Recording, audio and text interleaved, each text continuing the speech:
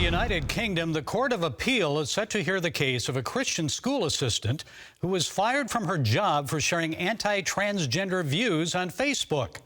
In October 2018, Christy Higgs expressed concern that her child's Church of England school was planning to introduce a series of books to students such as My Princess Boy and 10,000 Dresses. She encouraged people to sign a petition opposing government plans to mandate materials in schools that advocate gender confusion among students. She posted a second time, sharing an article about the rise of transgender ideology in children's books. A Facebook friend complained to the school about Higgs's post, describing her as homophobic and transphobic. Higgs was suspended and eventually dismissed. You know, that I was discriminated for my Christian beliefs, and that I was just sharing my concerns of what's coming into the schools and what was coming into my son's school. Although her employer was not mentioned, an employment tribunal rejected the argument that Higgs was only sharing her Christian views on a personal Facebook page. Tribunal members argued the issue concerned the way in which she shared her views. Christian Concerns' Andrea Williams is the lawyer representing Higgs.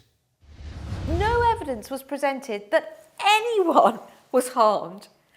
There was no evidence that the school was brought into disrepute or that anyone was upset apart from this one anonymous complainant who was her friend.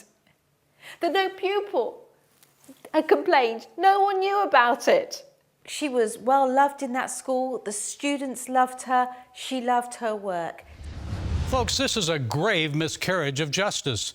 The appeal court needs to resolve this matter quickly. More than 5 years have transpired since that Facebook post.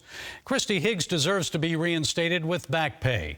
Free nations cannot allow people to be fired for sharing their religious views online, no matter who may be offended.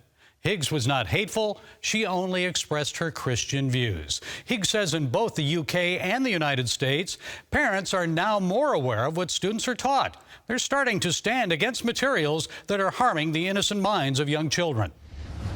It's so important to come against this, because if you add a little leaven, then it leavens up the whole lump, and it's very, very serious. Of course, the Higgs reference is to the Apostle Paul's letter to Galatians.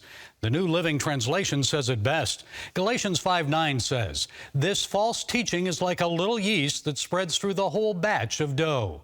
So let's protect our kids, resist false teaching, and speak up to keep the yeast from spreading and infiltrating the impressionable minds of our children.